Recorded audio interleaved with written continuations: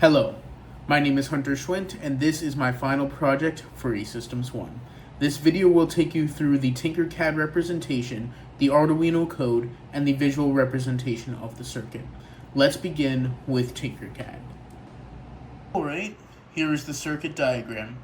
It really isn't anything in particularly special. It's really just turning on the LEDs and making sure that they have proper wire or proper power and proper grounding. More or less, the only true important things are, or at least the most important things, are making sure that this pin or this resistor right here, which is a current limiting resistor going through to the pulse width modulation pin 6 on the Arduino, is wired to the input of the LED light ring, so that way no voltage spikes will be able to harm the input signal or harm the microcontrollers of the light ring itself. The other important pin is this A0 pin right here. This is what's connecting to the potentiometer through this middle wiper pin, and that is what will be reading the values of the potentiometer and mapping those to the lights on the light ring. Now I will go over the code. Next is the coding portion that controls the circuit. There are three major areas that I need to cover here. First is the setup section that defines, calls, and generally initializes the variables and libraries that will be used to control later functions. Second is the code that uses if and or that uses for, if, and else statements to map the potentiometer values to the number of lights on the light ring. And the last section is how this Arduino decides whether or not to activate the alarm at their final end, or activate the alarm at the maximum values of the potentiometer reading.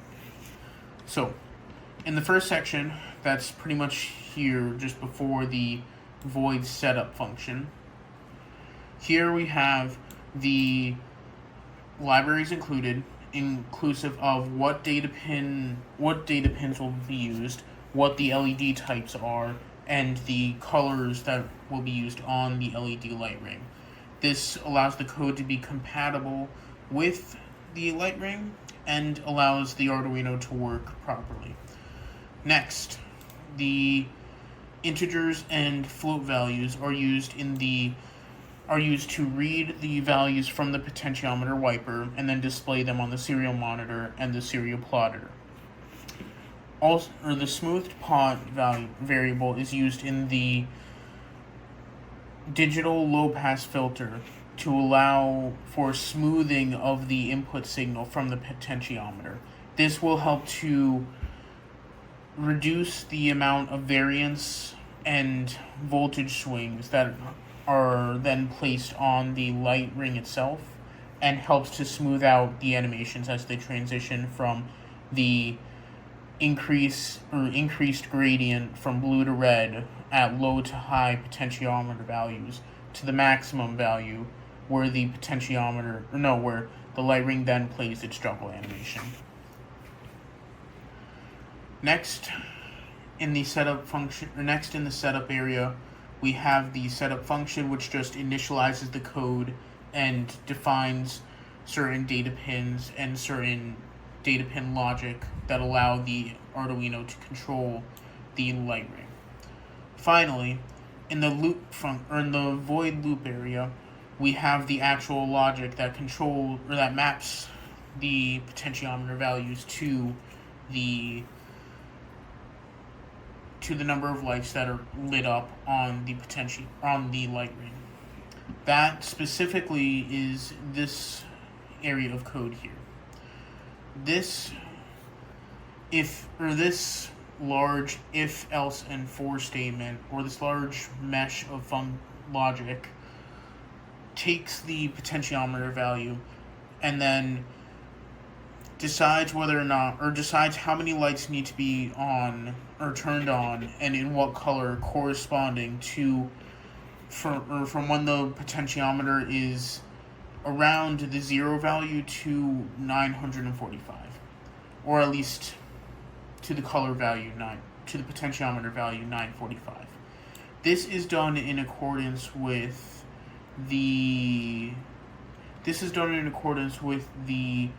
buffer value defined here to allow for a maximum value or an expected maximum value on the potentiometer to be reached, and then that overdrive value to decide when the potentiometer needs to go into that juggle mode.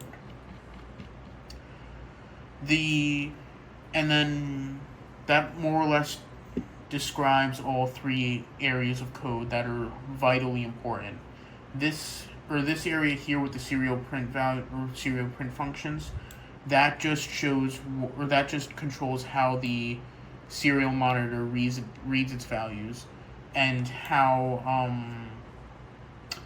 the serial plotter maps its values to the potentiometer as it changes. And the delay value down here just helps to keep a relatively high frames per second, or relatively high FPS or frames per second, to allow for a smooth transition between mapped lighting and juggle function at the end. Next, I will show the visual demonstration of the circuit itself. Here is the visual demonstration for my project, showing how the potentiometer value relates to how the light is lighting up. It will go from blue at low values to red at high values.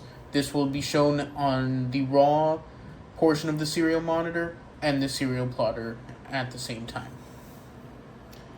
Here is the demonstration. As I spin the potentiometer to have greater values, the lights light up in sync, growing with each passing value. This eventually reaches the climax, where the light ring is at the maximum value, demonstrating the maximum temperature, and then when it reaches its absolute maximum temperature, it plays this animation in place of the red light. That will stop as I decrease the potentiometer value, and the corresponding values on the serial plotter and the serial monitor will decrease as well. One more spin just for demonstration.